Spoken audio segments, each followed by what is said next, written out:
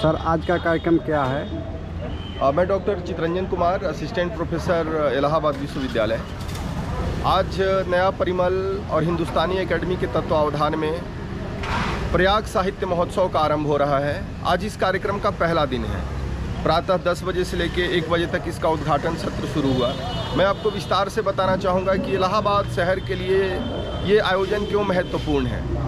देश के अलग अलग हिस्सों में, अलग अलग राज्यों में साहित्यिक आयोजन होते रहे हैं। सबको हमें उनके बारे में पता है, उनकी ख्याति पता है। प्रयाग शहर में पहली बार ऐसा हो रहा है कि साहित्य को लेकर, कला को लेकर, संस्कृति को लेकर, नाटक को लेकर, सिनेमा को लेकर, जो कला के अन्य रूप हैं, जो कला के अन्य माध्यम हैं, साहित्य के अलावा उन पर बात करने के लिए, संगोष्ठी करने के लिए, चर्चा करने के लिए, संवाद करने के लिए देश भर के बुद्धिजीवी, प्रख्यात शिक्षाविद, नाटककर्मी, कला प्रेमी इकट्ठा हो रहे हैं। इसमें एक और आम जनता की भागीदारी है, शोध छात्रों की भागीदारी है, और शहर के जो संस्कृति कर्मी हैं, जो नाटक कर्मी हैं, जो शहर के बुद्धिजीवी हैं, उनकी भी व्यापक भागीदारी है।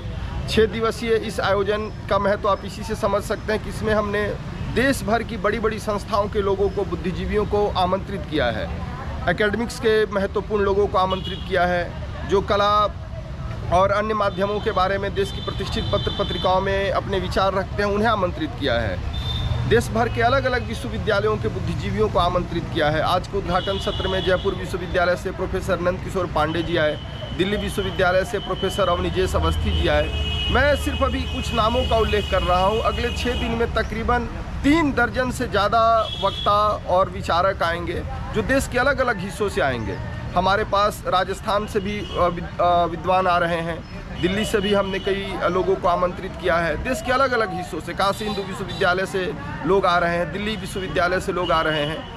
हमारा पूरा उद्देश्य है, नया परिमल संस्था का मुख्य उद्देश्य है कि जो साहित्य है वह समाज में उसकी कैसे स्वीकार्यता है, और साहित्य को लेकर समाज में लोग अलग अलग तरीके से क्या सोचते हैं। आज के तरह ही प्रतिदिन का सत्र, प्रतिदिन के कार्यक्रम 3 सत्रों में विभाजित हैं। आज अभी आलोचना पर बात हो रही है, कल नाटक पर बात होगी, परसों हिंदी सिनेमा को लेकर बात होगी, आलोचना पे बात होगी। इस पूरे साहित्य का उद्देश्य ये है कि इलाहाबाद शहर को, जो कि साहित्यिक राजधानी के रूप में एक समय रहा, आपको पता ही है कि इलाहाबाद शहर की एक अपनी पहचान रही। छायावत के काल से लेकर नए परिमल काल तक जो है, इलाहाबाद ने हमेशा साहित्य में हस्तक्षेप किया। न सिर्फ हस्तक्षेप किया, बल्कि कई मायनों में साहित्य का रुख भी बदला। तमाम साहित्यकार इलाहाबाद से जुड़े हुए हैं, जिन्होंने नवजागरण काल से लेकर आधुनिक काल तक साहित्य में नए प्रतिमान स्थापित किए, हिंदी साहित्य और हिंदी गद्य को नई दिशा दी। ये जो नया परिमल संस्था है इलाहाबाद विश्वविद्यालय के, हम कुछ शिक्षकों द्वारा इसका निर्माण किया गया है।